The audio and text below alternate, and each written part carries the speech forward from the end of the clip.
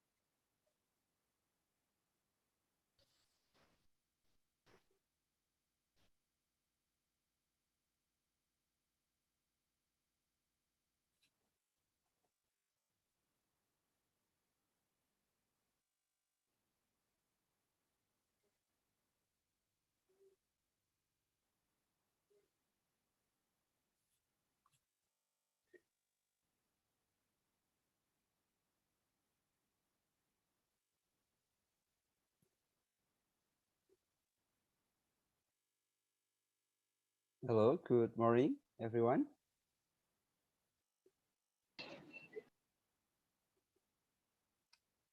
Miss Marion, are we ready? Yes, sir. Let's start. Good morning. Good morning. Okay. Um, good morning, everybody. Excellencies, the Vice President for Research Development Extension of CHAPSU, Dr. Evran Linan, and the Head of English Education Study Program of UMBY, Ms. Elisa Hartati, Master of Education, and honorable our remarkable speakers, Mr. Judel V. Protasio, PhD, and Mr. Agustinus Haristiawan, Master of Art. First, let me to introduce myself. My name is Dangin from UMBY, and today I'll be responsible for hosting this webinar. Before we starting our webinar today, let me to guide you to deliver universal prayer as well as we wish that this webinar will go smoothly. Shall we? Dear God, we come to you this hour asking for your blessing and help as we are gathered together. We pray for guidance in the matters at hand and ask that you would clearly show us how to conduct our webinar with a spirit and joy and enthusiasm. Give us the desire to find ways to excel our activities. Amen. All right, before we start the webinar, I'd like to read you some agenda or the rundown of webinar and continued by the rule of conduct for the webinar.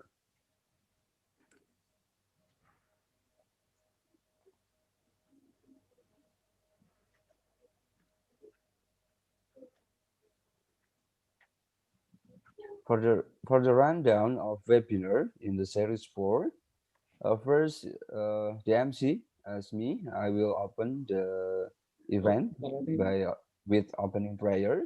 We have done, and then we continue to opening speech from the Vice President for Research Development and Extension of CHAPSU, Dr. Evran Linan, and then continued by the Head of English Education Study Program of UMBY, Mrs. Elisa Hartati, Master of Education. After all, we continue to the main speakers. We have two speakers. Uh, First speakers would be Mr. Judel V. Protasio, PhD, who will deliver his talk entitled Assessment Approaches in Flexible Learning. And the second speaker would be Mr. Agustinus Haristiawan, SPD Master of Art, who will deliver his talk entitled Conversational Analysis, and then continue to question and answer section, and then concluding remarks by all presenters. And the exit ticket will be served to the participant in the end of the webinar. So hopefully all participants will stay tuned until the end of the webinar. And now we'd like to move to the rule of conduct of this webinar. The first registration link could only be accessed through the link, And in this section, webinar, we will perform two presenters, and there will be one moderators who try to uh, orchestrate the webinar. And then during the webinar, participant may turn on their webcam. However, the host will deactivate the participant's microphone until we come to Q&A section. Each presenter will have 25 minutes to deliver their thoughts, and then continue by the Q&A section will begin after all presenters present their talk. The participants are supposed to join the webinar from the beginning until the end of the section. Only for etiquette or for e-certificate, only for those who fill the exit ticket at the end of the webinar. And then both moderators and presenters, we will use English as our language. And for the Q&A section, all participants could give questions to presenters through the chat box. And for the selected questions, we will read the question and ask to presenters to answer. And we also provide opportunity to participants to make a question by using microphone later on. And the next, the presentation slide from this webinar will be shared before the event ends. And the last, I'm so sorry, I can't read. Okay. And the last, the exit ticket will be shared at the end of the webinar. Thank you.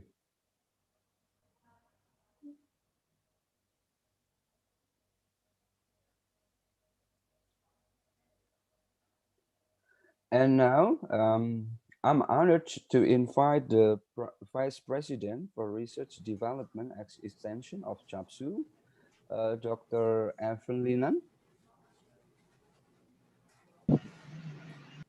Yeah. Hello, good morning. Good morning, Doctor. Time is yours. Okay. To the officials and faculty of our partner university, the Universitas Mercubuana Yogyakarta in Indonesia, and of the Capiz State University here in the Philippines, a pleasant morning. Selamat pagi, magandang umaga po.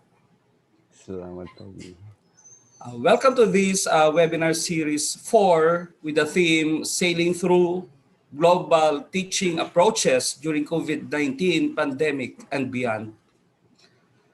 This global health pandemic has brought us challenges which resulted to serious threats to various sectors of the society, including the academy. We have all experienced adjustments in facilitating the teaching learning process. However, life goes on and life must go on.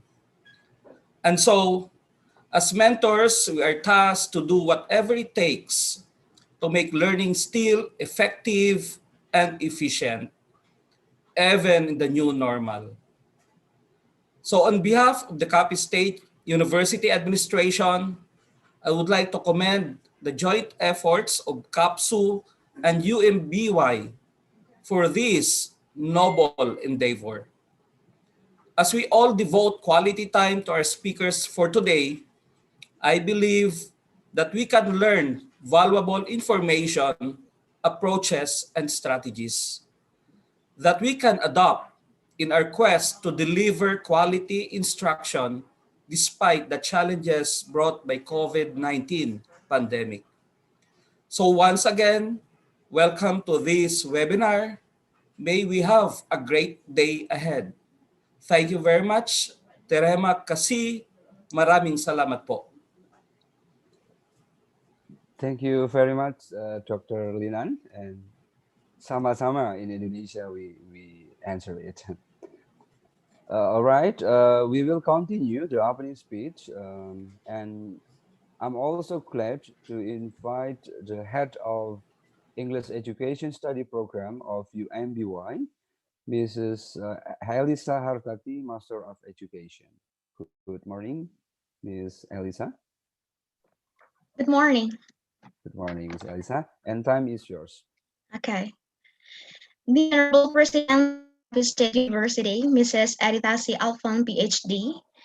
The Honorable Vice President for Research and Development and Extension, Dr. Ephraim Linden.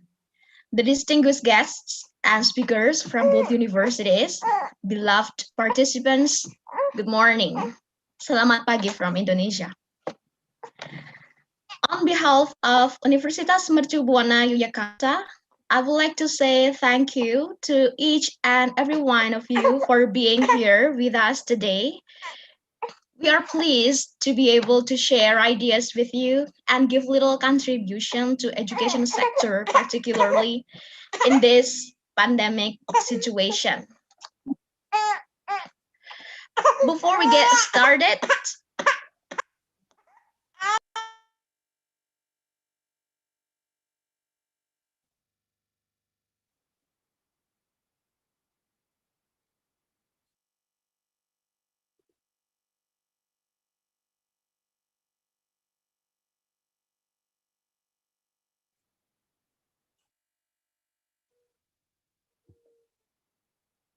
I think Ms. Elisa has trouble in connection. Um, let's continue. Thank you, Elisa, for the opening speech. And at the moment, we are going to the main section of this webinar. We will have two main speakers. And for the first speakers, I'm glad to have Mr. Judel V. Protasio, PhD, to deliver his talk entitled Assessment Approaches in Flexible Learning. Good morning, Dr. Protasio.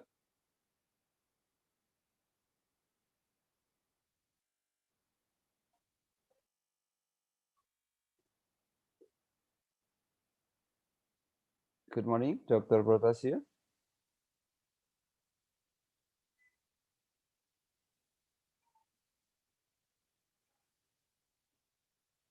Yeah, well, we are waiting for Dr. Protasio preparing his presentation. I'd like to read a short resume of him. Dr. Judel V. Protasio is the Dean of College Education, Arts and Science in Chapis State University, Ponte Vedra campus. And he graduated in the degree of Doctor of Philosophy in Science Education, majoring in mathematics. Yes. Good morning, Good Dr. morning, Dr. Protasio. Dami. Thank you. Yeah. How are you Okay. today? I'm fine. Okay. Hopefully Filipina doesn't have extreme weather like in Indonesia, because yeah, a couple of days we have extreme weather here. Yes, we have a very nice morning today here in the Philippines. And I'm glad to hear that.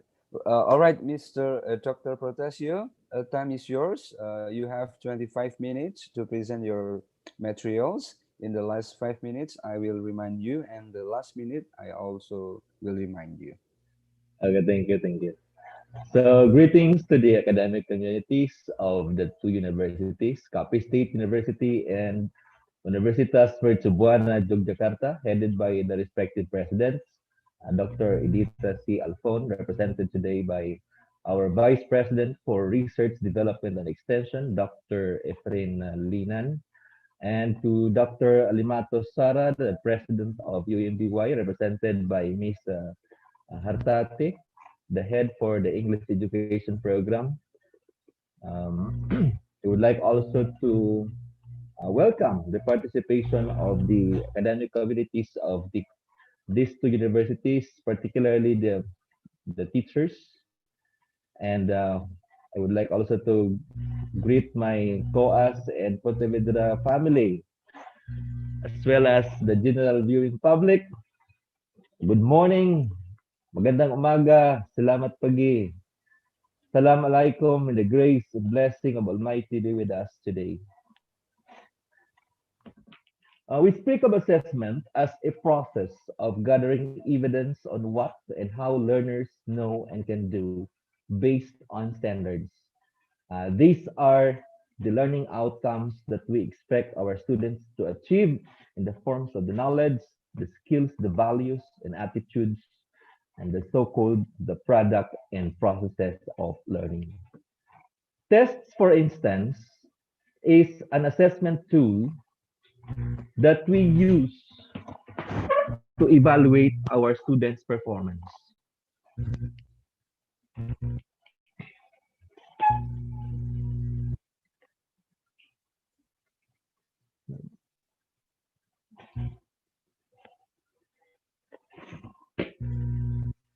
Because of the evaluative nature of tests, there is always an accompanying set of protocols that we carry out, starting from test construction to reproduction, administration, checking, and communication of results and feedbacks. For us teachers, our prevailing thought is this. While we bring our students to tests, we can at least deliver them from evil. In other words, our main target here, our main concern is to ensure the integrity of the test results. That is our perspective on tests during the pre-pandemic period. Because of this, no, our students lament on the oppressive nature of tests. For them, school is fun until assessment spoils it. With rigid assessment practices, one may make students knowledgeable but selfish. Because every time there is a test, we often hear, cover your paper, mind your own work, no comparing of notes and answers. When in fact, in real life, there's always an open book opportunity. There is always someone or somebody where we could consult to whenever we have problems. Why cannot school mirror what is really happening in life?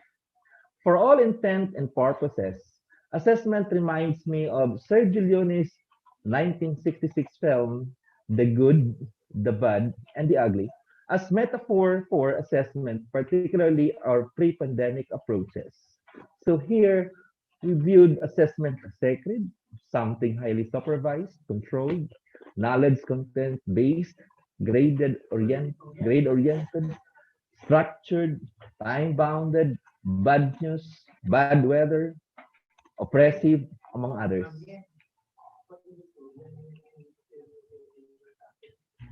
Then COVID-19 came and all hell broke loose. Since education cannot stop with hesitation and heavy heart, we dwell into the pandemic-induced flexible learning. The concept and practice of flexible learning is not new, actually. There are already existing open universities, distance learning, alternative learning schemes long before there were global disruption of classes. In one aspect, flexible learning is one of the features of Education 4.0, which is itself a consequence of Industry 4.0 or the fourth industrial revolution. Technology-based flexible learning is an educational innovation and option among high-tech learning environments, but remained a distant shore among low-tech learning environments. The new normal and instruction leaves us no choice, whether we are in high-tech or low-tech learning environments, but to provide learning continuity through flexible learning. Our war cry now is disrupted classes and disrupted learning.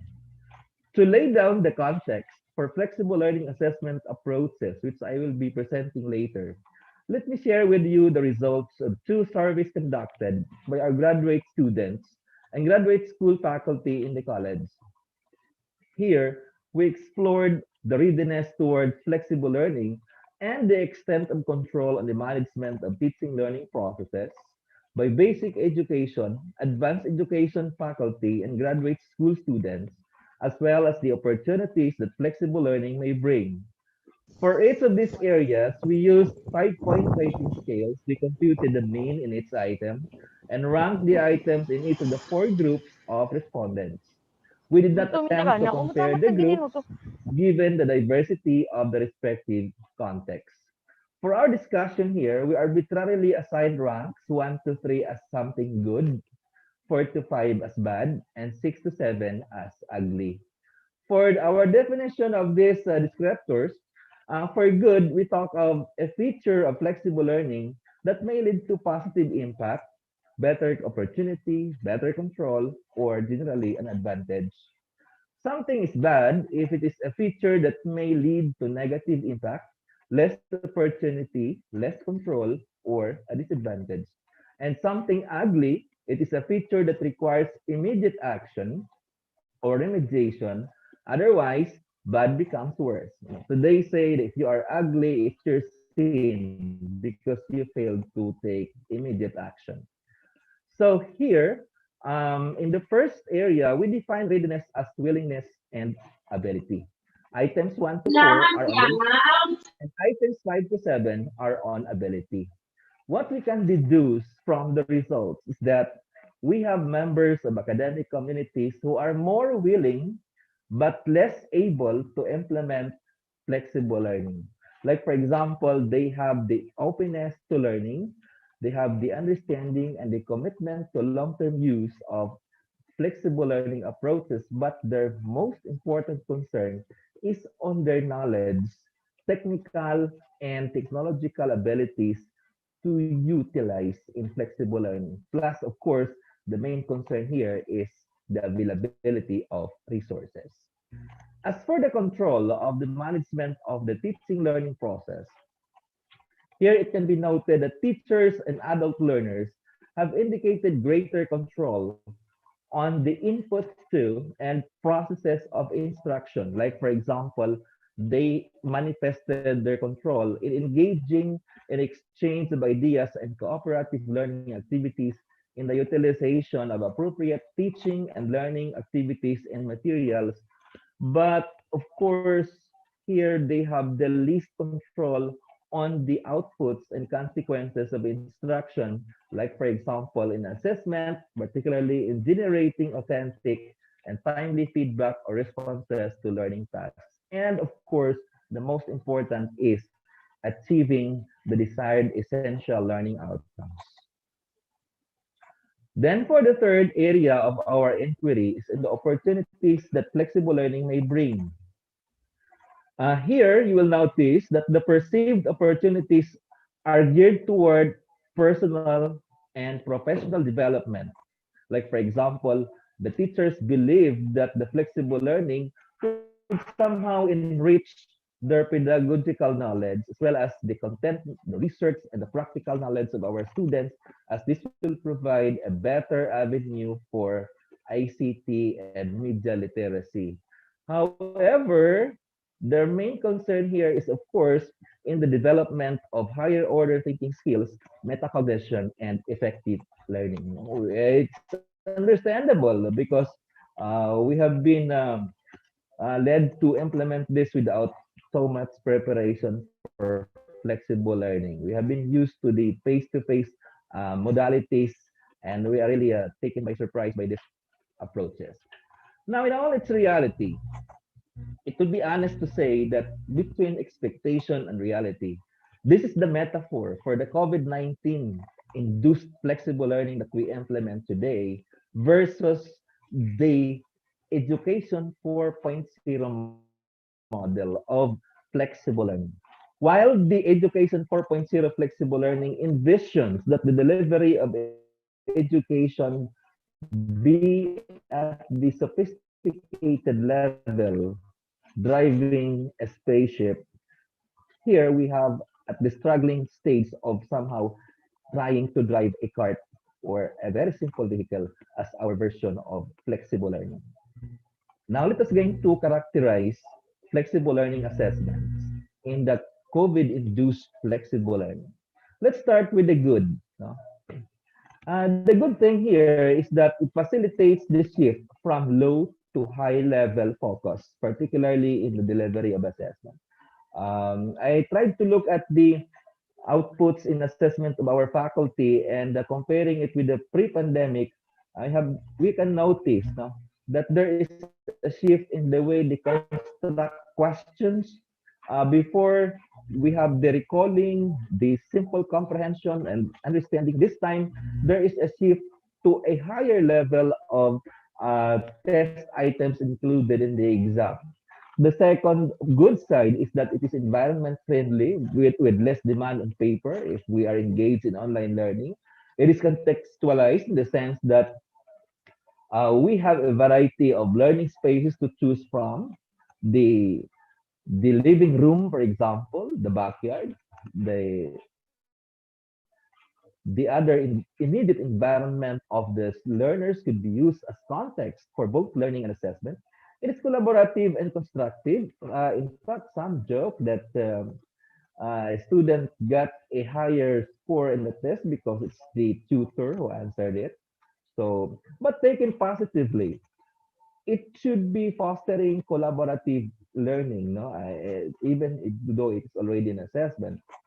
And most importantly, it fosters accountability, responsibility in learning on the part of our students. They should be very committed and responsible to their own learning. Now that's pretty good. Now let's proceed to something that is bad. Teachers can fail deserving students. Because of the limited and narrow evidence that we gather, that would not be fair and it would not be just if we just give judgment on the performance of the students.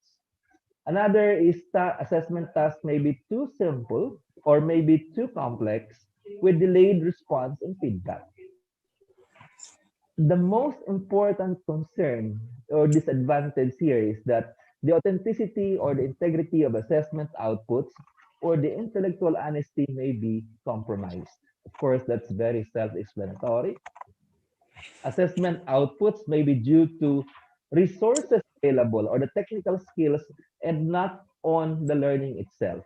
And with no direct contact with students, this may not favor motivating and engaging students in working on this.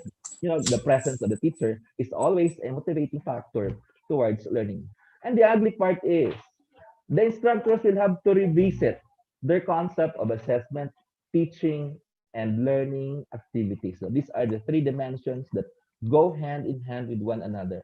The moment we change the context in teaching and learning process, there is also a corresponding adjustment in our assessment processes. And that's a thing that we have to turn 180 degrees from the usual practice to the flexible learning approaches in assessment. Instructors will have to redesign assessment approaches to fit flexible learning objectives. You will notice in the process of developing instructional materials for the flexible learning, we have uh, made essential learning outcomes, most essential learning outcomes. We did away with those particular outcomes that we are not considering essential. Therefore, in designing also our assessment, it should also focus on targeting the most essential learning outcomes. Like for example, this time there will be no more closed books, no more one seat or one seat apart, no minding your own paper. Therefore, the faculty is limited in putting into objective and fact-based test items and their summative assessments. And of course, our concern also here is the students may have a hard time coping with assessment overload. Remember, in some modular approaches that we use, we have information dump.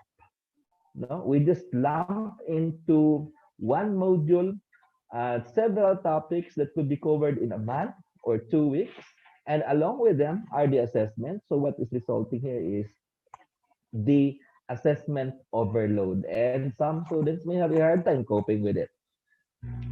That's for the characterization of our flexible learning assessment. Now we proceed to some approaches that somehow we could use in the flexible learning modality. Our first approach here is that assessment is moving towards metacognition and self-system thinking.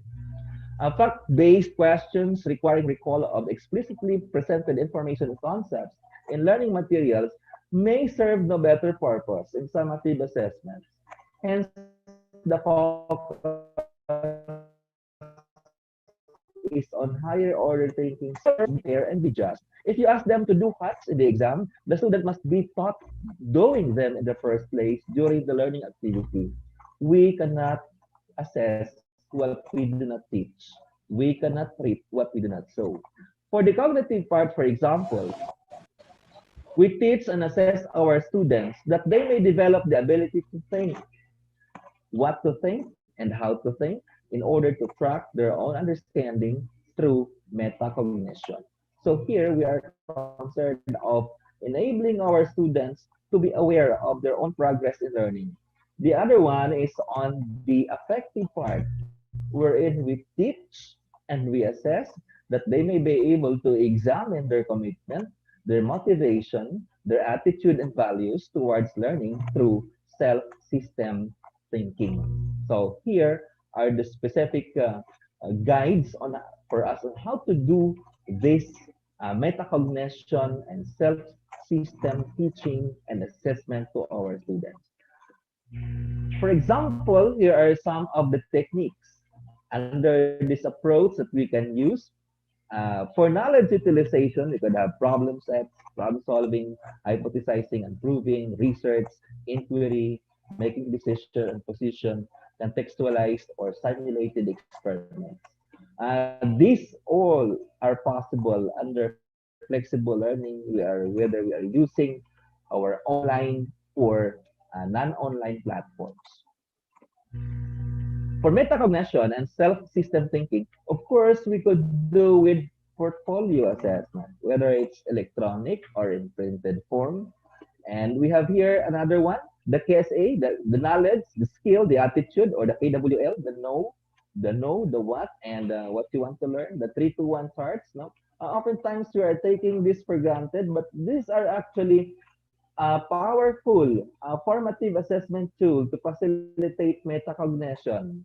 And then we have the SRRPs, our synthesis, reaction reflection papers, our reflective journals, our blogs or vlogs for the summative assessment. These are all available and can be accessed. No? Of course, can be performed by our students online, particularly.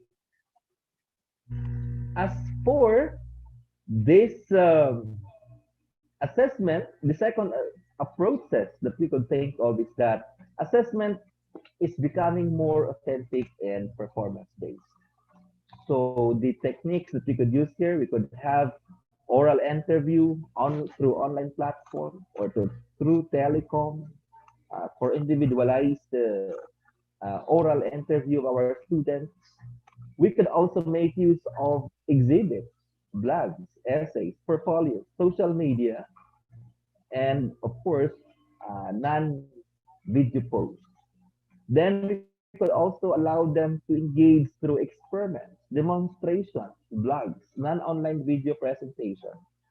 That's to enable our students to develop outputs in assessments, and these are more authentic than the paper and pencil, and these are really having a relevance in their respective context. The third approach that we can consider is that assessment tools are, of course, getting multidimensional, contextualized, and ICT based. So first, our tool to use here is the scoring rubric. Whether there is pandemic or not, a performance-based assessment is encouraging us to use the multidimensional scoring rubric wherein we could tap not only the knowledge, but of course, the skills, the attitudes, in other words, both the process and the product of learning could be measured with the use of the scoring rubric. Then we have the multimedia platforms of delivery. Of course, you have there the different available multimedia platforms, and then our institutionalized learning management system or the free LMS that we are using For example, the Google Classroom and the Edmodo Classroom, where we could design assessment, formative and summative. And of course, our assessments are getting localized, contextualized with the use of local spaces and materials available in the locality of our learners. So that's all for my presentation this morning. And thank you very much for your attention. There will be welcoming questions later. Thank you.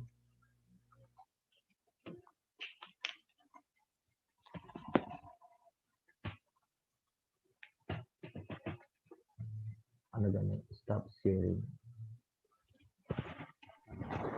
Thank you, Dr. Protasio, for insightful thoughts. And yeah, we get something new from the flexible learning. And we are going to the next speaker. We continue to the second speaker. We will have Mr. Agustinus Hari Setiawan, Master of Art. Good morning, Mr. Hari. Good morning, Mr. Daniel. How are you today? Clear? Yeah, it's clear and soft. Yeah. Yeah, thank you. Great from me today. Yes. Yeah. Well, Mr. Hari, you may prepare your presentation and I will read a short resume of your CV. Okay. Mr. Agustinus Hari Setiawan, Master of Art, is the Vice Dean of English Education, teacher. I'm so sorry. Probably. Oh. Teacher Training and Education Faculty of UMBY, and he also a lecturer in English language study program. Mr. Hari finished his master's degree in Universitas Gadjah Mada, and right now currently is the head of, the vice president of community sharing in our campus. Are you ready, Mr. Hari? Yeah, Mr. Daniel. Okay. Time is yours. Thank you, Mr. Daniel. Good day, everyone. Assalamualaikum warahmatullahi wabarakatuh. God bless you all.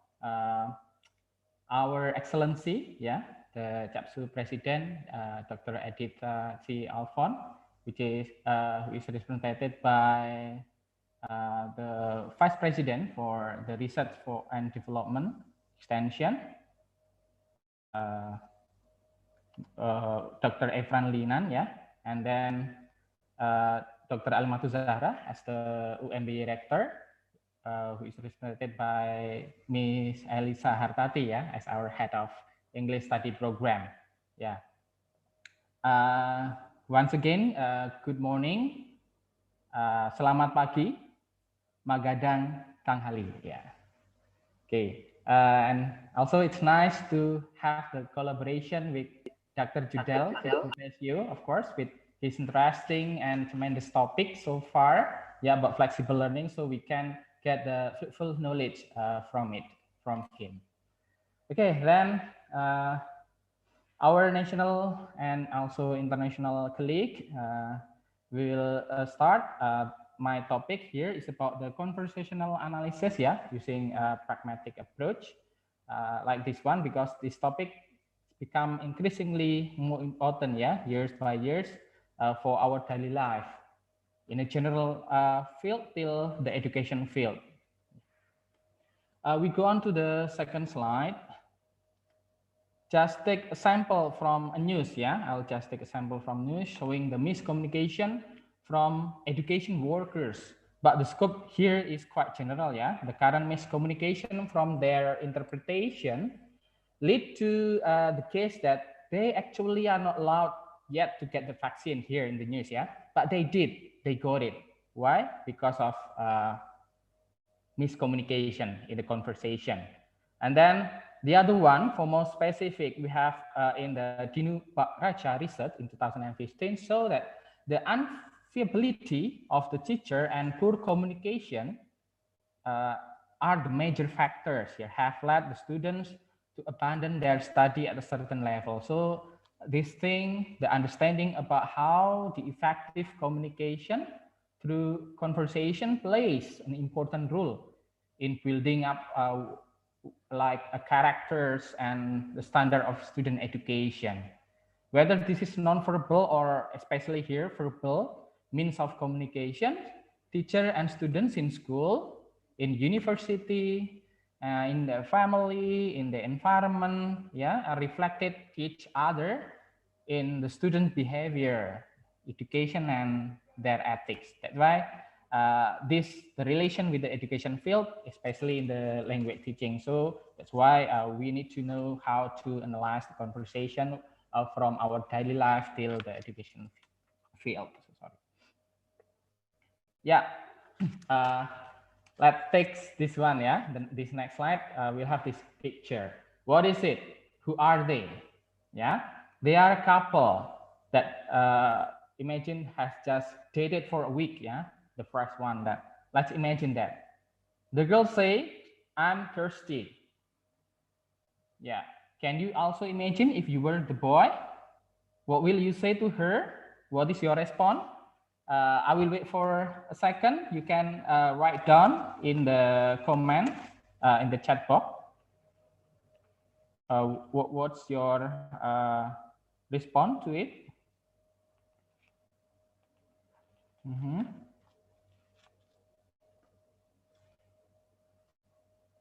If you were a boy,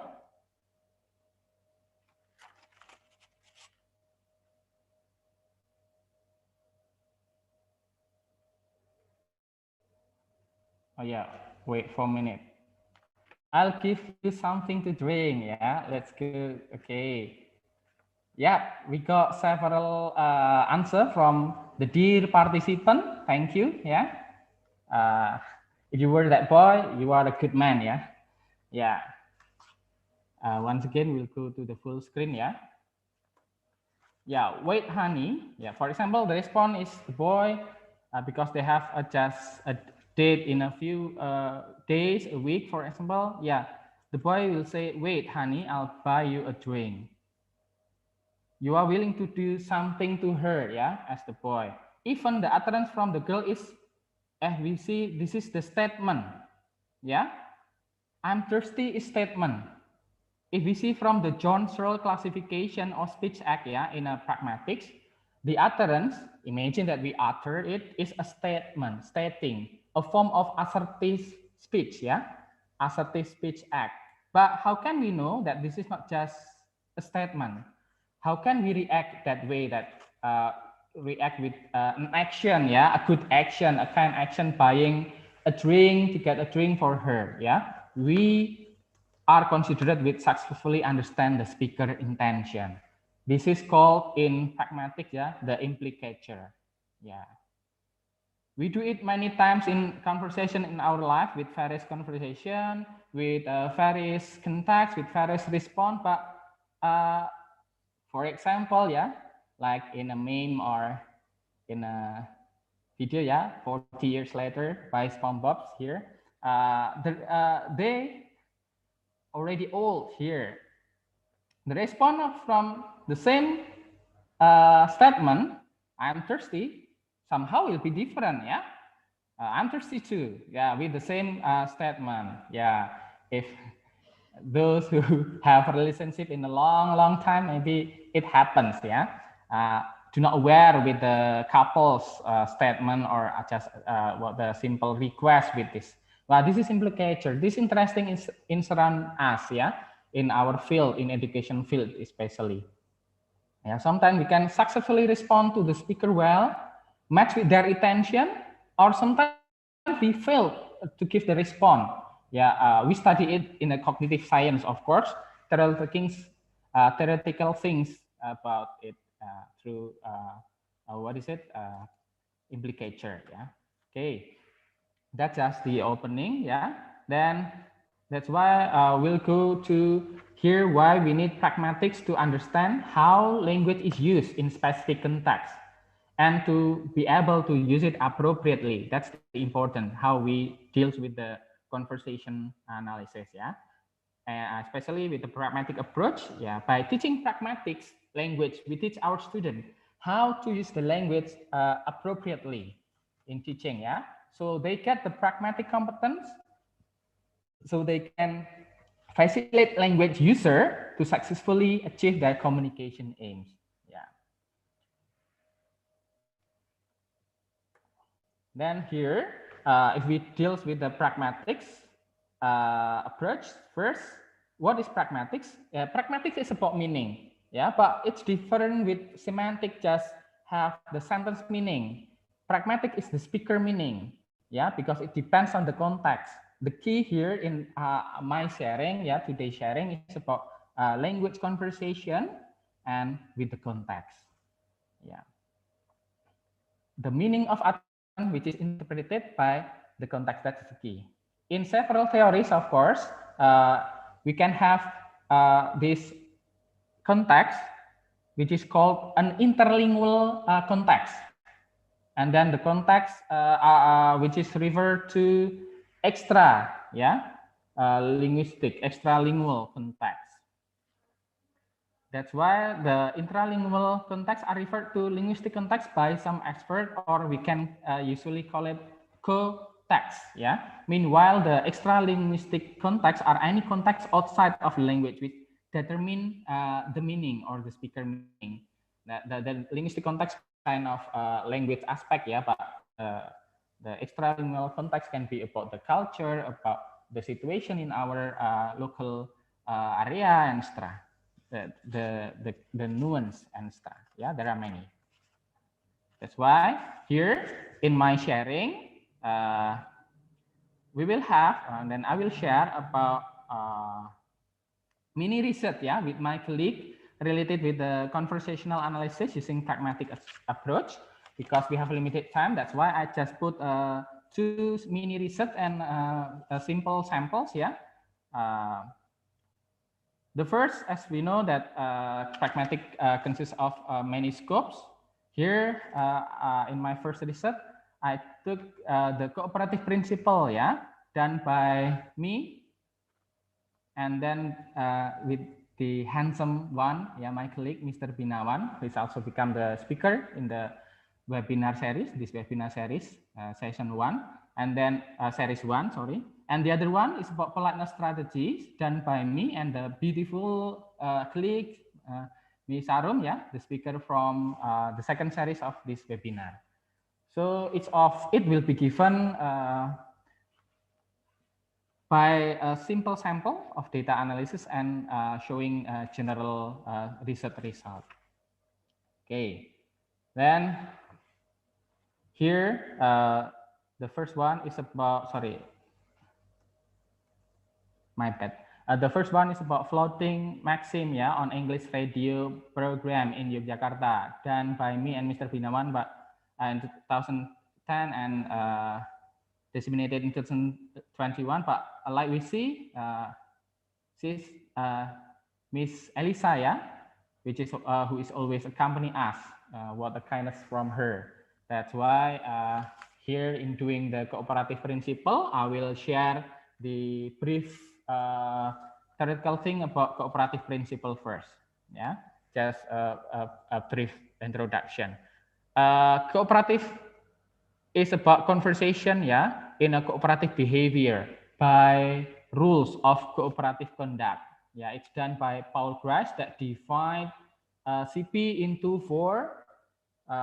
It's called maxim, yeah, in a brief, maxim of quality, maxim of quantity, yeah, maxim of relevance, and maxim of manner. But in the reality, in the real conversation, the speaker do not always obey that 4 maxim. That's why they usually first follow the maxim. If the speaker not to follow the maxim, they expect hearer to appreciate the implied meaning, or they can violate the maxim when the speaker know that the hearer will not recover the implicator and will only see the surface truth. And then the third is about increment. Yeah, it's about the imperfect mastery of speaker. like child or foreigner language skill or impairment in drunkenness, nervousness, excitement, etc. Then the last is opting out. Is occur when a speaker is unwilling, although they want to be a cooperative, like they are limited by allow rules or something like that. Yeah, but here the research is done in floating maxim, yeah, just in floating maxim. So I will show you, I will share to you one data here. Uh, uh, do they usually call user? This is a conversation between a tourist and oh sorry, I did mistyping, yeah. It means it is not about tourist, but this is about radio announcer, and then with the guess, yeah, because I have to research and it's about mistyping, so sorry. The announcer said, do they usually call user? Then the guest in that radio program said, yeah, sometimes they call me sir, or just in certain study program, they call me mas, you know, I'm still young, something like that. What happened with this? Yeah, in the dialogue, we can see that the radio announcer only asks for the veracity of the call by doing by saying and questioning yes no question. Yeah, do they usually call you sir to the guest? From the speech act categorization, if the guest want to follow the maxim, yeah, he or she need to make a contribution as informative as is required for the current purpose of the exchange. Yeah, by saying the sufficient one, by saying, oh, yes, or no. But the guest make a contribution more informative than is required. The guest provide more information by adding additional information about the other dressing, yeah, naming, and about the age by I'm still young, something like that. That are more contributions. Yeah, they have sharing the same topic here. That's why related with the context, if we want to analyze this conversation, they do these two things, yeah, sharing the common ground and have the context of the coherence between topical context and the utterance, yeah. That's why the pragmatic meaning can be interpreted by based on the coherence between the utterance and shared knowledge of the word with someone who is called by lecture, yeah, image itself. The society here, which is portrayed, the lecture is someone who is in age or quite old. Yeah, that's why it has the sharing common ground here. And then the other one who help the analysis is about the local culture context, because this one, if you see here, the cultural background of Indonesia or especially in a Japanese context is needed, yeah, to interpret the meaning. It can be different later on with other addresses like AA, yeah, in Sunda, or Bli in Bali, if you know part of Indonesia here, or maybe Kuya in Philippines. Correct me if I'm wrong. They have different words because of different local cultural background, but they actually have the same meaning. That's why to help this analysis, we need the local cultural context, yeah.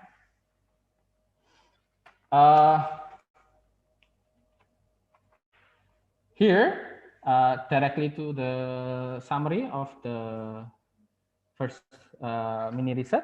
Here, from the floating of the maxim, we have 40, 30, 20, and 10%. So they are quite vary, yeah.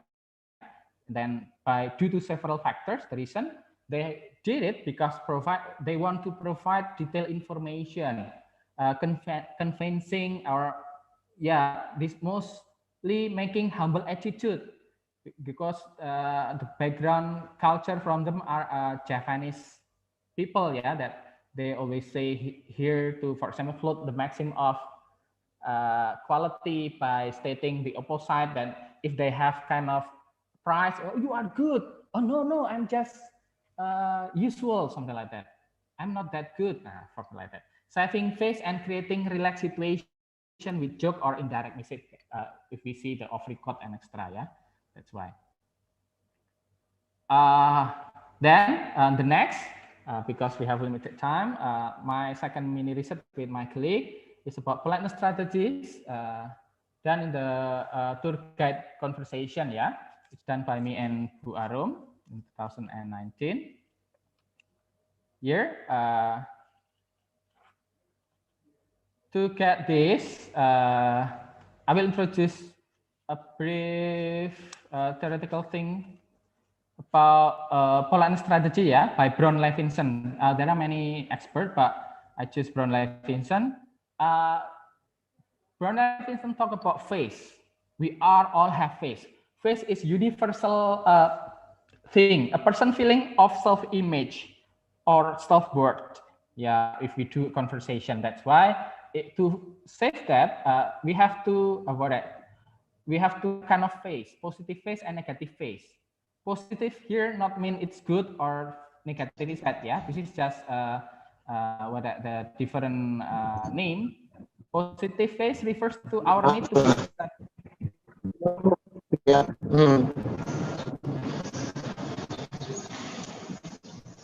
yeah, positive face. I continue this. Positive face refers to our need, yeah, to be accepted and liked by others, and our need to feel that our social group share common goals. For example, if you talk with other and they keep silent several times, they do face-threatening act. Which one that being attacked your positive face because they imagine they treat that you are not there for something like that. Then next is about negative phase, refers to our right to independence of action, of our need, yeah, not to be imposed by others. So that's why somehow we, instead of we want to belong to a group, then we have also a feeling that we need to be independent, something like that. That's why in our conversation, sometimes we have kind of word like please or may I, what I ask about this and stuff. Yeah, here in this research in the tour guide. Nah, so this is about tourists and the tour guide. Yeah, the context is happen. It portrays the condition. Yeah, when the tour guide accidentally found the tourist glasses, which is missing. Yeah, which was missing before. Well, he is sitting together waiting for the next agenda of the tour. They share the coherence between the situational context with the previous situation. The dialogue, is it good for me? Yes, of course, absolutely yes. This is about glasses, yeah. You looks like superstar. Huh? I will try it, for example, like that. It portrays the condition, yeah, about the previous situation. So if we talk about context, it's about the coherence between context and the previous situation. The tourist was trying to look cool for the photo in this context, yeah. And then the tour guide gave him suggestion to the tourist when he or she feel doubtful about his appearance. Here, the tour guide wanted the foreigner to think positively about his appearance. As a result, the tour guide applied here positive politeness strategy by conveying optimism. Yeah, being optimist is one of the ways to apply positive politeness strategy. And based on the Brown-Levin theory, once again, this dialogue and supported by a context that takes part here is the coherence between the situational context and the coherence between the topical context and the utterance. Yeah. And then the other one, this is the last sample, still about tour guide and the tourist, yeah. The tour guide in a museum. This is in the museum. The context is the museum, Avandi Museum, one museum in Yogyakarta, yeah. The tour guide say it's already noon. Then the tourist respond, okay, we can go to the cafeteria for the lunch and change this ticket for the soft drink. The tour guide here give hints to remind the tourists that this is the time for lunch because it's already noon. It's just stating about time, right? Yeah, Mr. Dangin, yeah. Oh, now it's morning or now it's already noon. But by this context, the coherence between the situational context and the utterance, and the coherence between the topical context and the utterance, and the third is the coherence between the context of utterance and the implicature. Yeah, the implicator play part because in this culture in Yogyakarta, it is also universal, yeah, mostly universal that we eat three times. Once is one of them is at noon, yeah, when they go kind of visiting the places in the museum. That is already noon. It means asking, come on, it's already time for having what to go to the cafeteria, for example, like that, to have uh, to, to also exchange this ticket. Now, change this ticket here for the soft drink is related with the lunch too, yeah, that has coherence with the preceding situation. This is the situational context, yeah. Yeah. Okay, here giving hints belongs to off-record strategy. Yeah, so in the second mini research here, we in those finding, yeah, we got all from Brown Levinson, yeah. The utterance, they did the face threatening act. They used the strategy of on record, yeah, and then the on record is without aggressive action, called on record. Where the reason why do they do this? Why did they do this? Because the efficiency is necessary. Then the positive politeness is to make good interaction between tour guide and tourist while guiding the process in order to make conversation run well. So they have the positive politeness strategy. And then the negative politeness strategy used here also found with the retributive action to avoid imposition to the tourist conversation. And the last, we have off record here, like the implicator. Sorry. Sorry, Mr. Hari, we have the last 3 minutes. Thank you for reminding me, Mr. Dangin. Yeah. So from the off record, we have this one. They used off record when having the same hint, like they have shared this same culture, same big common ground, something like that. Yeah, because it's related with the implicator. Then here the last, to discuss about pragmatics in the conversation, we will uh, firstly, see the context, whether they share the common ground, social context, cultural context, context for ambiguous utterances, situational context, global context, topical context. Yeah, I took it from Pranawa too. Yeah, from those research. Context that is coherent with the implication, context that is coherent with the different knowledge because it doesn't share the same background, context which is coherent with the connotative meaning, yeah, it's also universal and also local local part of our area because the connotative meaning can be universal or specific. Then next, context that is coherent with the time and place where the speech even occur. Yeah. So in the conclusion, if we want to analyze the conversation with pragmatics, we will use those utterance, yeah, in conversation. We'll use the context, those context, especially divided into two, intralingual or context, then extralingual context.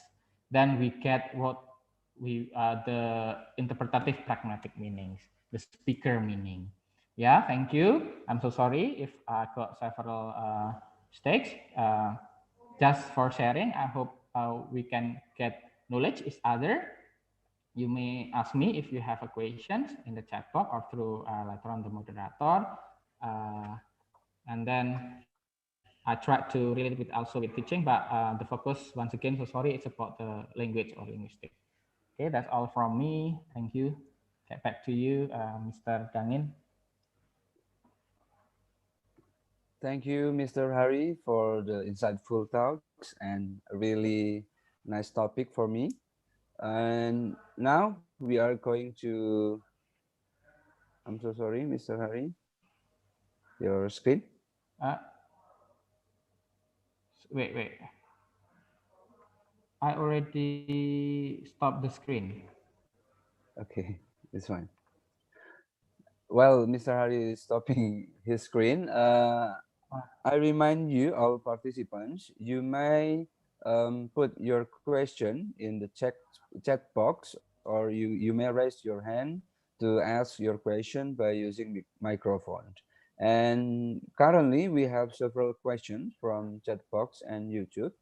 Uh, Firstly, Mr. the Dangin, first, yes. this is Miss Maya screen, I guess. Oh, Miss Maya screens. Yeah, or maybe Okay. Bu Lulu or the host can help to close this one.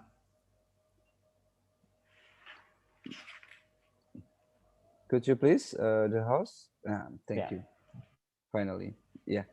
We have several questions from chat box and YouTube. And the first questions is addressed to Dr.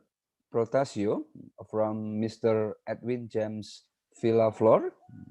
The question is, would online tools like Google Forms or SurveyMonkey be useful to maintain academic integrity and ensuring less cheating?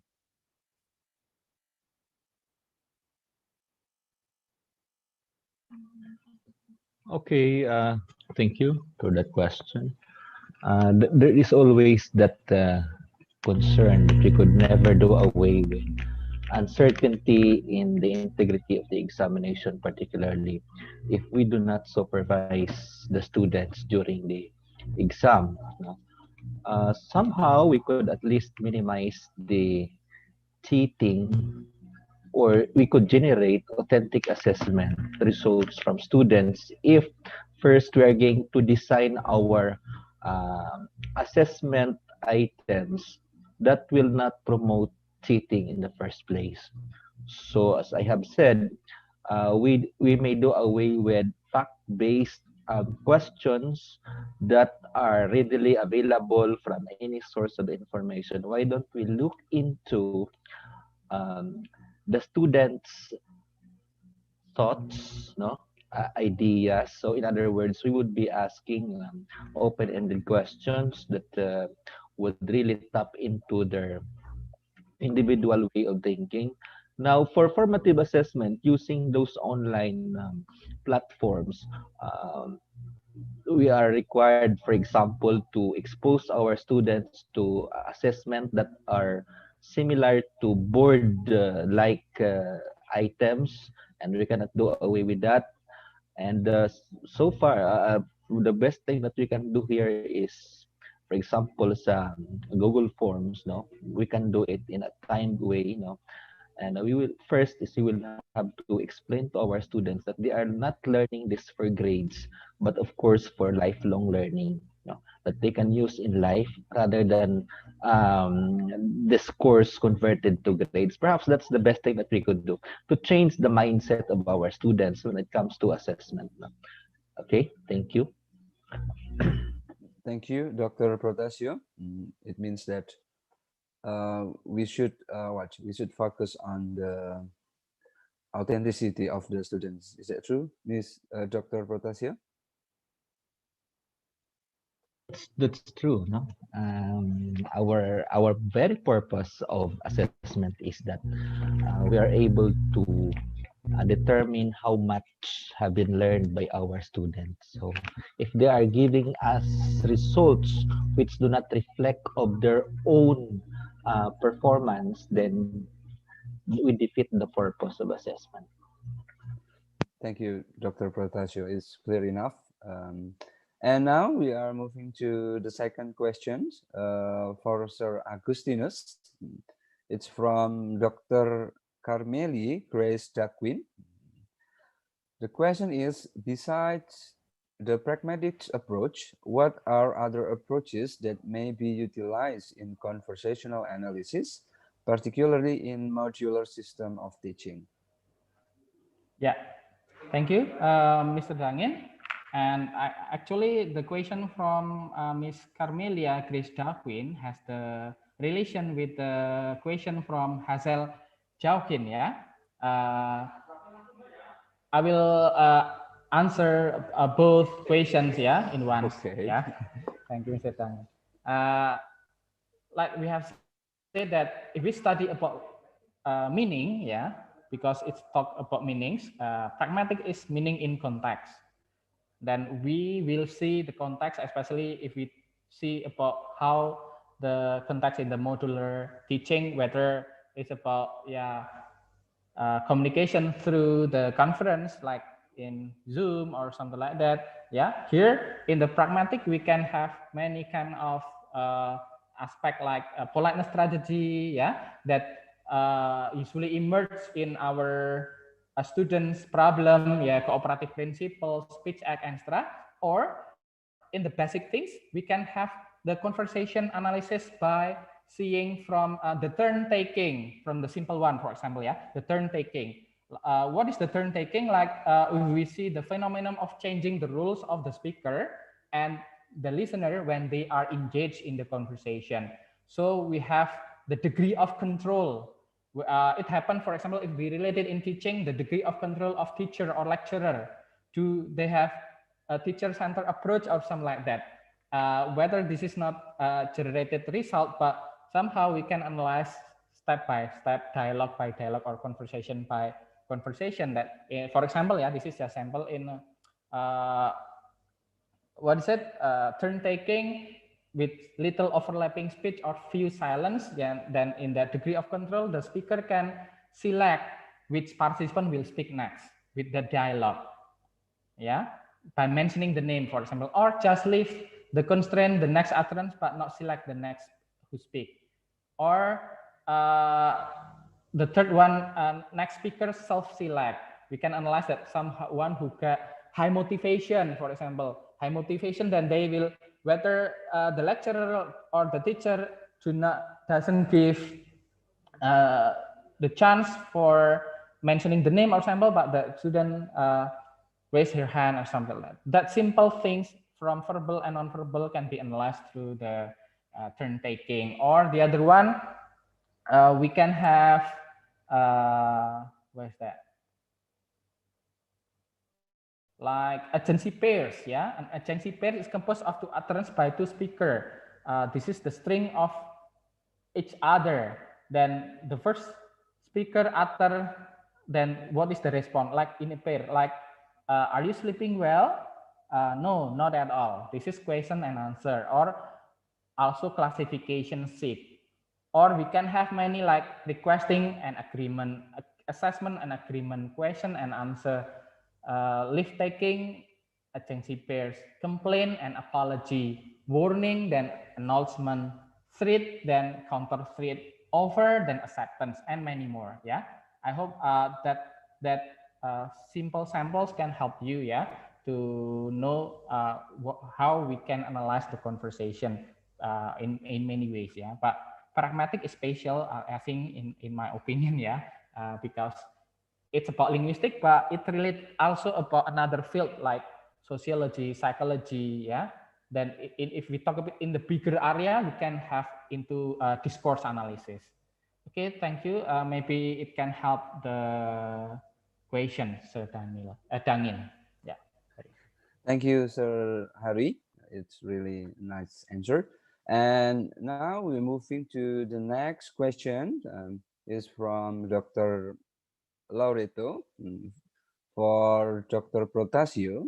The question is, what's the best assessment approach can be used for subjects that are skill spells or those that are in need of practical performance? That's the question, Doctor. Okay, test. Thank you, Sir Dangin. No, first, they say there is no best assessment approach. Let me start with this.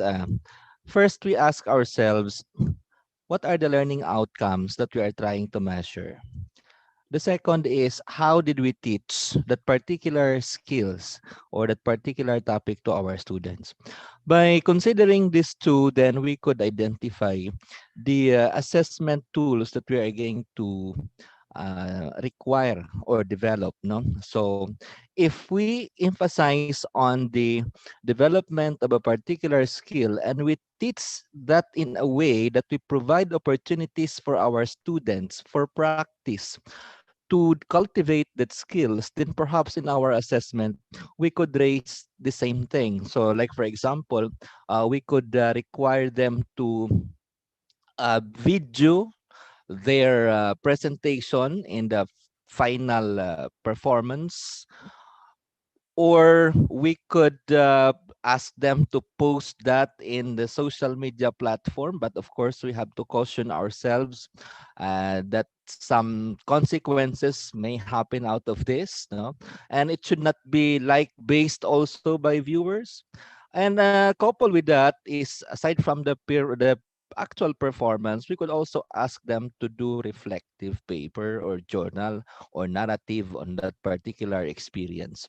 So I think, no, that would be the best approach that we could do for skills subjects in assessing our students.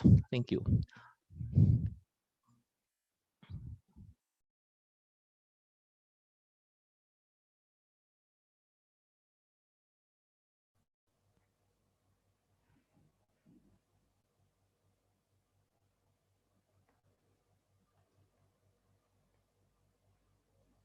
Sir Dangin.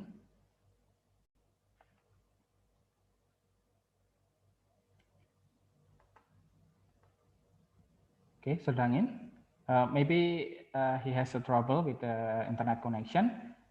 So sorry for making it run well, smoothly. So I will, yeah, with permission, I will look at the chat box here. There is a question from the Hazel Chalkin. Yeah, for Sir Agustinus, is critical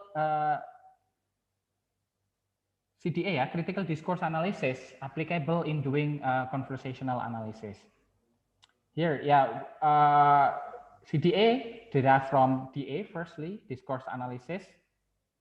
Yeah, why we put it critical, because there is something later on, yeah.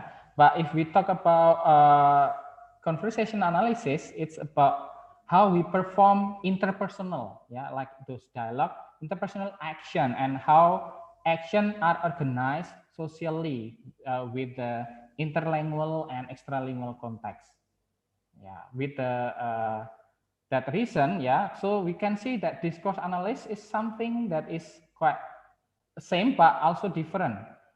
We can see the conversation here that account the conversation that cannot be treated as neutral, yeah, because it has representation of objective social reality.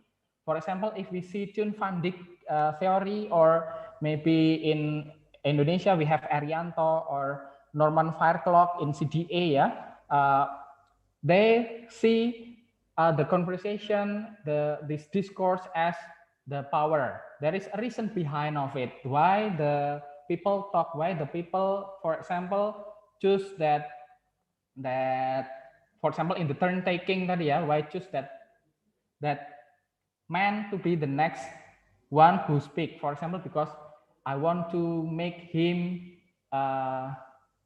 known by everyone because he is my brother, or in the class he is my favorite student, or something like that. But that CDA comes to a deeper, where that social entity, a social in power. Between power here can be in a broader field, can be government, yeah, or in the specific field can be just lecturer. Lecturer has a power, right? Then maybe parents in a family or something like that. That's just a sample how we can deal the conversation analysis through DA or CDA, yeah, critical discourse analysis. I hope that can help the question from the Hazel Jokin, yeah. Thank you. All right. Thank you, Sir Agostinos. I think I'll take over. Yeah, we can. Sir Dangin is not around yet, so I'll read the question. This one is from Professor Sandra Villarreal, and the question is for you, Mr. Harry, again. Can psychonarration be a good springboard for literature class using pragmatics? Okay, can psychonarration be a good springboard for literature class using pragmatics? Yeah. Can narration? What does it mean? May I know it? Can psychonarration Oh, be... psychonarration. Okay. Okay. correct me if I'm wrong. Yeah, thank you, Miss Marian Laureto. Related with psychonarration in the literature, we see in the pragmatics, of course. Yeah, whether I'm not expert in literature, but as far as I know, maybe you can add later on in a psychonarration. For example, if we analyze things in a literal way, yeah, whether it is in the story or a poem, yeah, in a poetry or something like that, we need to know about that extra and intralinguistic context, right? For example, when I was in well, several years ago, when analyzed about the Papa waltz, about someone who got drunk and then they dance, something like that. By having the extra linguistic context, if we have the pragmatic approach to that literature, we can analyze it well, the literary product well, because we can know who is the writer, who is the background of it, using that once again several contexts of extra and intralinguistic context, yeah, like whether we have the same common ground studying about the writer, for example, or we have the same context of the same topical context, or maybe in the literary they have a specific cultural background that just happen. For example, yeah, the common one in a Western culture. So it will be different, for example, to analyze those psychonarration with the product from the Middle East, for example, yeah, that one of my students that in this semester, yeah, try to show those product that from the Middle East. Maybe that can be useful too, if I may answer the question from Mr. Sandro, yeah, or Miss Sandro. Okay, thank Yes, you. Mr. Mauro. Thank you, Sir Harry. I You're think welcome. Mr. Dangin is already with us right now. Sir Dangin, you may take over. Thank you. Thank you, Teacher Marin. I'm so sorry since my network is unstable. And now we continue to the next question. It's addressed to Dr. Prostasio from Hazel Joaquin. The question is, what advice can you give to those faculty who are very willing to use flexible learning and assessment, but still couldn't make it?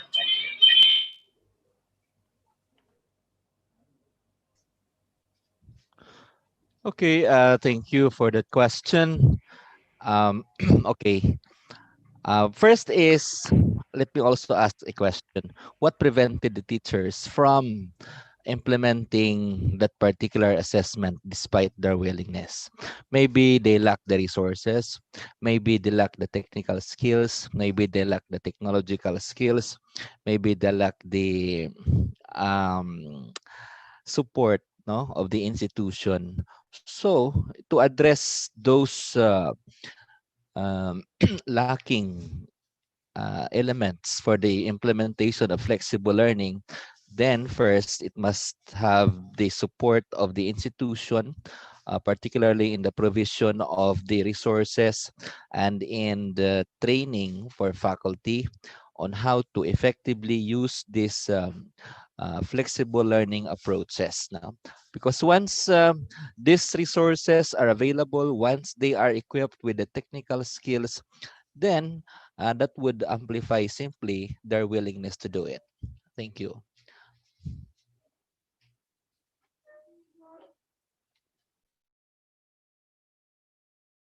Thank you, Dr. Protasio. And yeah, it's about willingness. And right now, we invite participants to who will deliver their questions directly. You may raise your hand, or you just click raise hand on your account, and you can communicate directly to the speakers. We are waiting for the direct question and answer.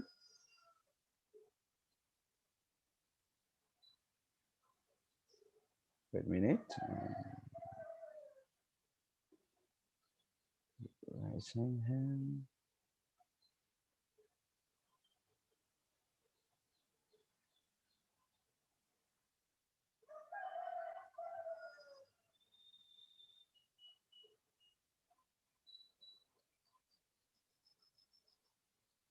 Oh, still on the chat box. To Mr. Hari. Sir, can you further cite how pragmatic strategies can be best adopted in the learning process to best achieve communicative competence and effectiveness, especially in pandemic period? Thank you.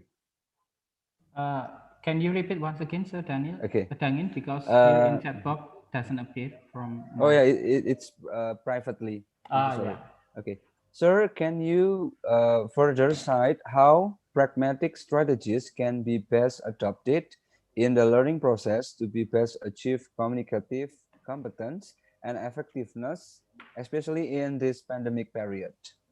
So the best pragmatic strategies maybe. Yeah.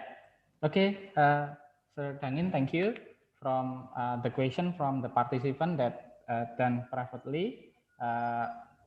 From this pandemic situation, yeah, in teaching and learning strategy, I conduct in my class, for example, to give for several students, yeah, of course, the theory of pragmatics, then they need to apply it, for example, in a really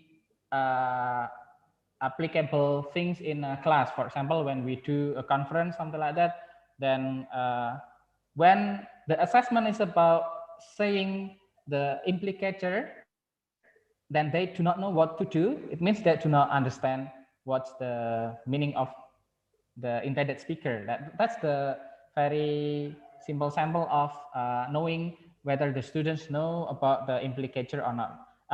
In the offline class, maybe the lecturer can say, wow, the whiteboard is messy, something like that. It's just statement, right? But the student that have the pragmatic earlier can analyze it directly, then go with their willingness to erase the whiteboard, for example.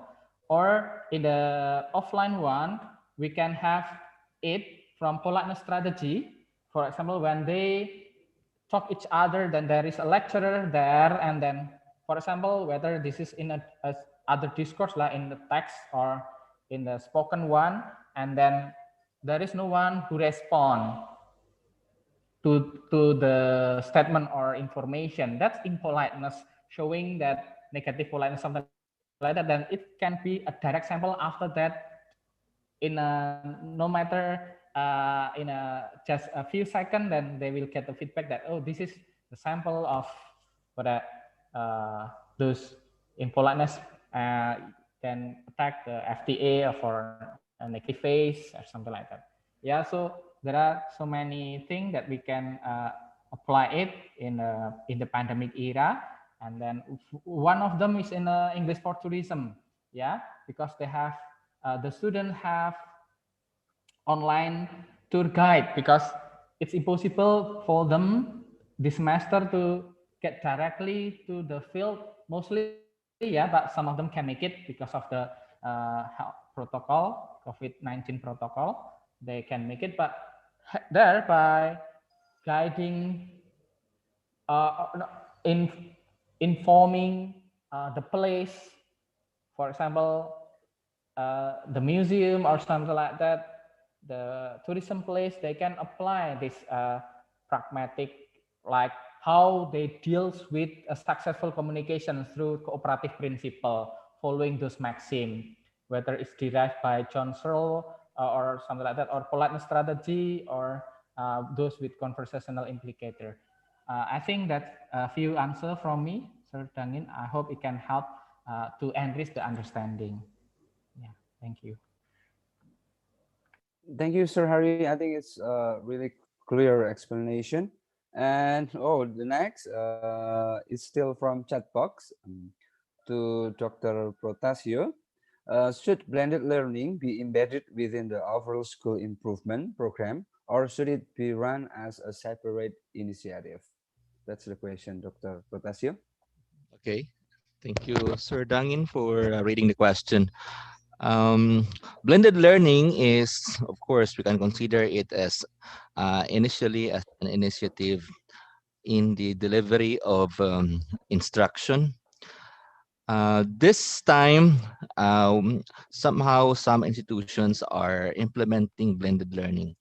Knowing the structure of a school itself, no, wherein the part should speak of the whole. So, for example, a certain college or a certain program is planning to implement this innovation in education. First, it has to go with the general aims of the university.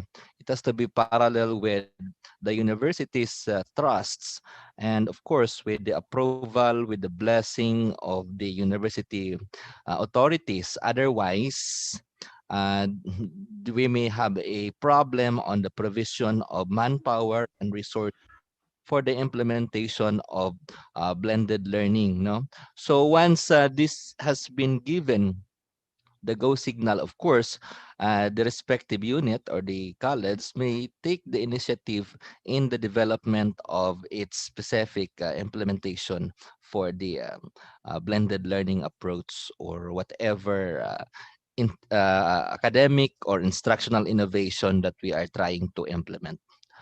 Thank you. Thank you, Dr. Protasio. And the next is from Yogyakarta, I think, is from Kevin to Mr. Hari. I have question. My name is Kevin, a student from UMBY.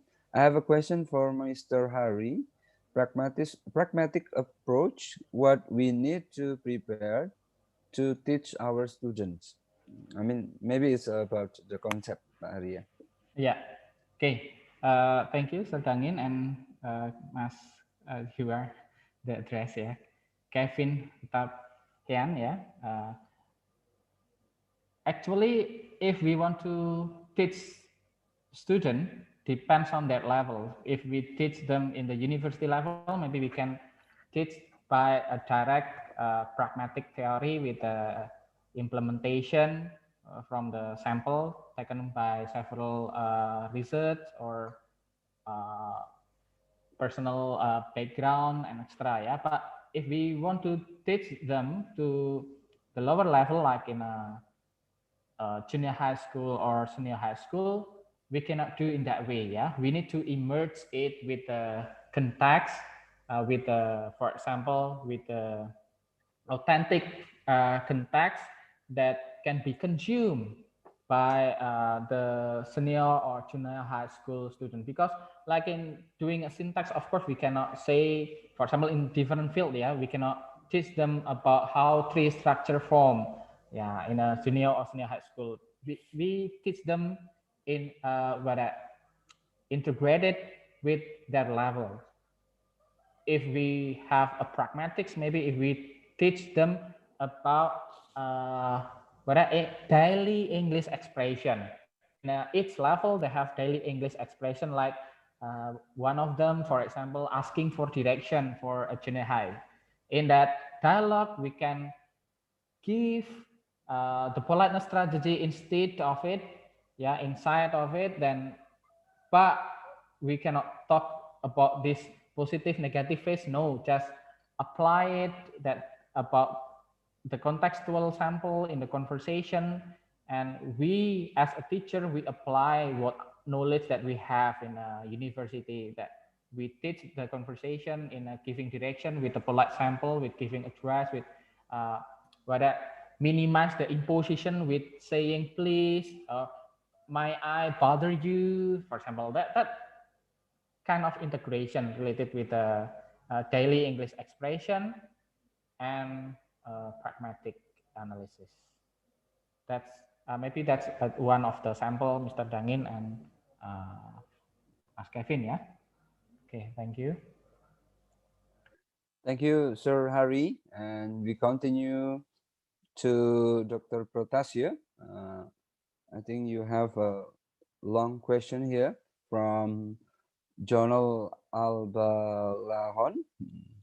The question is, good morning, Dr. Judel. Congratulations for a very comprehensive discussion.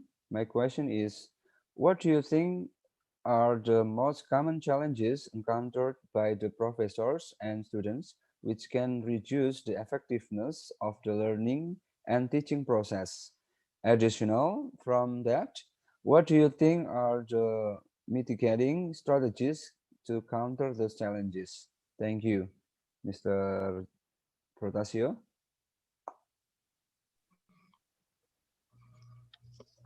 Thank you, no, for that question.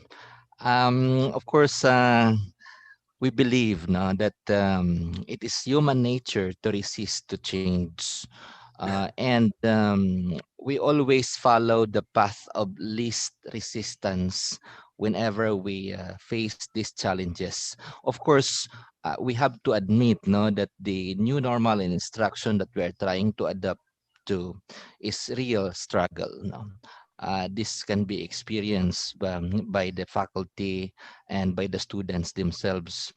One of the challenges, of course, is the delivery of the instruction itself, particularly in getting the response from the students. No, in the absence of direct contact, one concern that we have is we are not sure whether we are receiving authentic feedbacks or authentic responses from our students. And so we always think of the outcomes that we receive as something to be not reflective of the actual performance of our students. The other challenge, of course, is on how we are going to check these voluminous outputs that our students are submitting to us. No, we cannot in responding to the learning tasks we give them. No, our faculty is complaining that we had set our midterm last September, but even up to now, there are some students who have not submitted yet their outputs. You try to imagine that, no? And with these volumes of papers or outputs to be checked, all of a sudden, that would be something that is stressful to the faculty as well, no? And that is why the check on the mental health of our faculty and our students is also very important. So I would rather say that both the students and the faculty will have to, of course, be concerned with their mental state, their lifestyle, if they are too burnt out with the demands of flexible learning. Well, there are always ways, no, on how to address these challenges. Of course, in life, we can always ask someone who could help us. Likewise, the institution itself could also provide some meaningful activities, no, that will serve as something that the faculty and the personnel would be looking forward to divert also these challenges that they feel, no, like for example, we cannot be too exerting so much pressure on the faculty in for example, in the timeliness of the compliance to these requirements, knowing that they too are in struggle also coping with the required, no, documents from them. They are also waiting for students. So how could we so very strict with the timeliness, for example? No, of course, as much as possible, we're trying to work towards common grounds, win-win solution whenever it happens. Okay, I hope that answers your question. Thank you, Dr. Protasio. But I think the next question is addressed to you again. It's from Dr. Hermayawati. The question is how to access learners' integrated language skill using their metacognitive knowledge dimension capacities. That's the question for you. Okay, thank you. Speaking of metacognition, this is one of the levels of knowledge acquisition wherein we are teaching our students to think of their own thinking. So this is not really very difficult to do. No?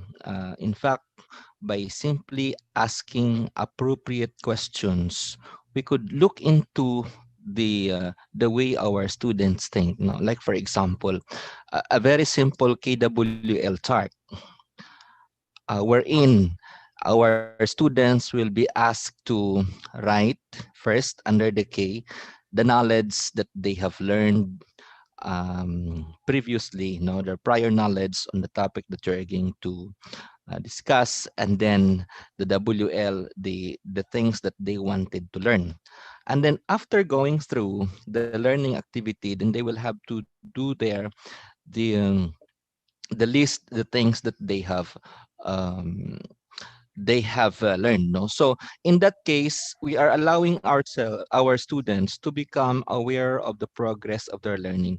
Another also is we could also ask them questions that would lead their thinking towards the desired goal of the lesson. So like for example, we could ask them on their progress in terms of how accurate their understanding of the lesson, and what are their misconceptions, what are their learning difficulties, how are they going to go about correcting these misconceptions, how are they going to set goals, find ways in order to achieve this goal. So some these are questions, no guide questions that we could integrate into our learning modules, or we could post into our online classrooms. We could integrate into the learning materials that we are giving to our students, so that while they are working, they are also guided on the kind of thought that we would like them to do. No, so that's it. I think, no, generally it may work, no, not only in language but also in other fields. In metacognition, our very goal here is we simply let our students develop that ability to think by themselves, so that they will be able to be aware of their own progress in their learning. Okay, thank you. Thank you, Dr. Protasio. And I think it was the last question for our this webinar. So right now we are moving to concluding remarks. We would like to hear concluding remark from each speakers. While Dr. Protasio brings up about a flexible learning approach in assessment approach, and Mr. Hari brings a conversational analysis in pragmatic approach. So maybe Mr. Hari, would you please conclude your presentation today?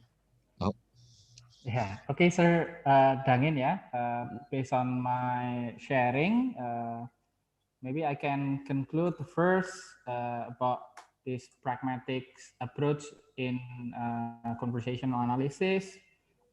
We need to put context first. Yeah, context is any information that's embedded inside or out of the utterance. Yeah, extra and intra. Second, based on the analysis of context. Yeah, when the context is coherent with the utterance, yeah, the understanding of pragmatic meaning is facilitated. That's why it is important to know about the sharing common ground, the social context, the cultural context, the global context, the context for ambiguous sentence, and extra. Then the third context have important roles in interpreting the pragmatic meaning. Still, for example, we have a different field of study when the speaker appears such, for example, from the discussions is about the literary context, for example, or any kind of context. So we can merge into that. That's all from my concluding remarks. Thank you, Sir Harry, for the concluding remarks. And now we move to Dr. Protasio. Could you please deliver your concluding remarks for this webinar? Okay, we now reach the end of our journey for this morning. It is said by Dr. Linan just a while ago that life, particularly academic life, must go on. We live in extraordinary, unprecedented times where the new normal and instruction that we're trying to cope with is a real struggle. But if we don't find ways to reinvent our trade, we would be abandoning the very goal of our profession, and that is to educate, that we may be able to help the people entrusted to us to adapt in the changing times. Note that only the context for teaching, learning, and assessment changed, but not the expected learning outcomes. Our teaching, learning, assessment processes, therefore, should not be compromised with convenience. History will remember us as the brave souls who ventured into the uncertainties of the new normal instruction.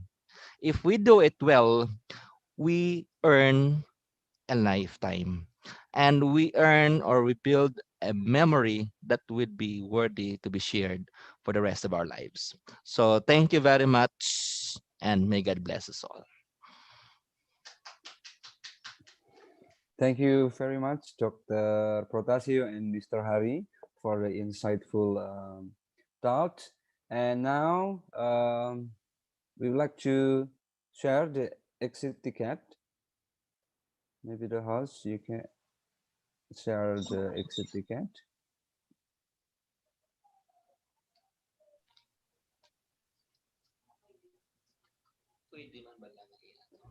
Yes, you may scan or type the exit ticket. You have 10 minutes until 11 a.m. Indonesian time to get your exit ticket and to access your e-certificate. Thank you.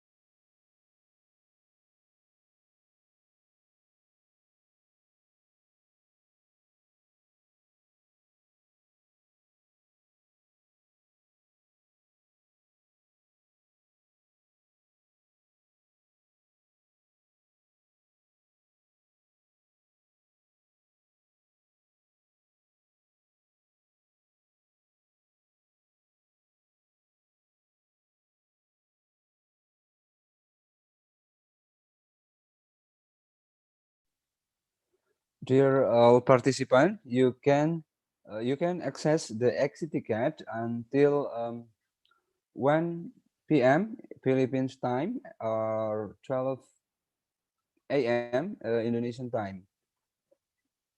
Is that true, Bu Lulu? I get confused in Indonesian and Um, Philippines.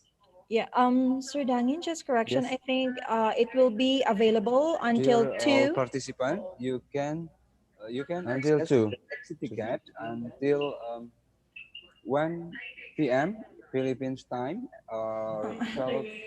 Okay, what's the a.m. Indonesian time? Is that true, Bu Lulu? I get confused in Indonesian and um, Philippines. yeah, Sir Dangin, just correction. Yes. I think it will be available until Dear all 2. participants, you can. Oh, what happened? I'm so sorry.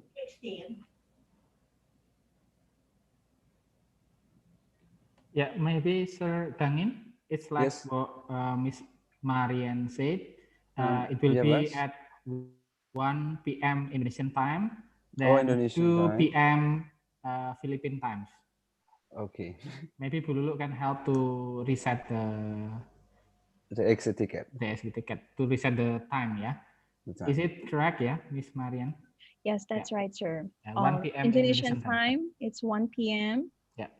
2 p.m. for Philippine Standard Time. Okay. Thank you. Again, we remind everyone to please accomplish the exit ticket or the evaluation forms found when you sign into the exit ticket.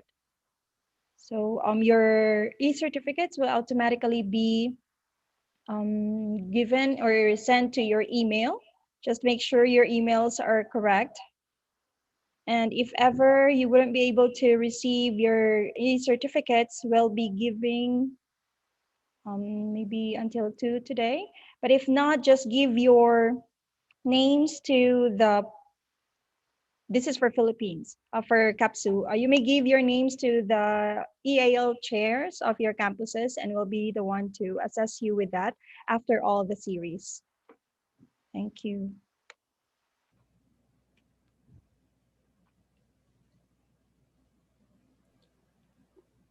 Sir Dangin? Yes. Thank you, Yes. Teacher Laureto. Okay.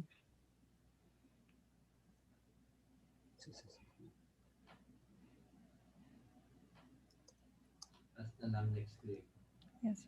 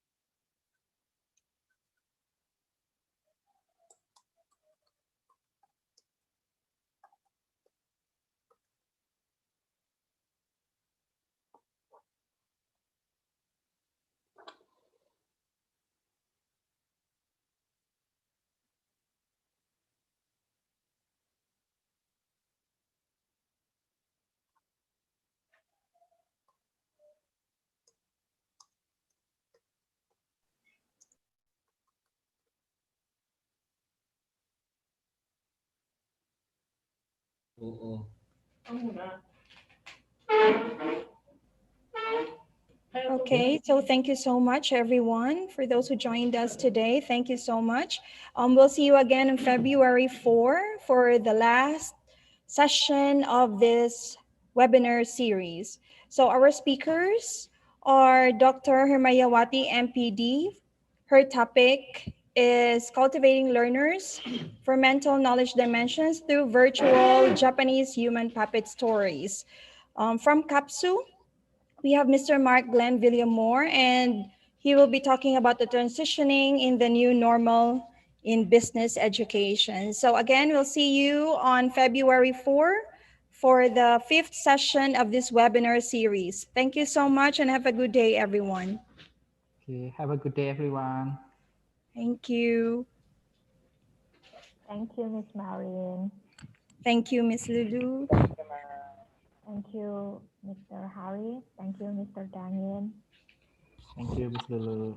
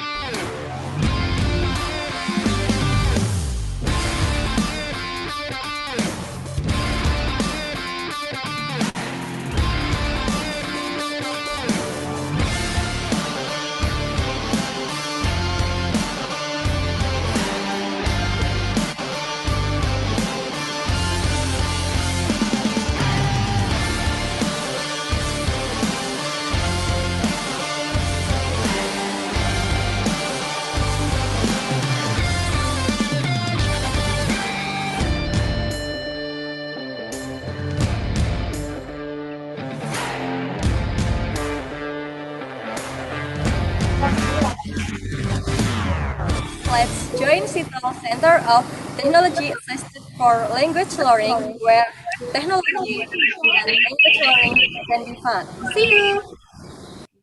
Ambiguity. Kaya usually, ang gina-embrace na subusang business enterprises. So, ang ko, parang iba yung usually na-discuss naman sa ibang na speakers kung dito makagyapon sa transitioning. Ano na nga kung ba po? Ano lang siya, sir, ang imo nga, ang imo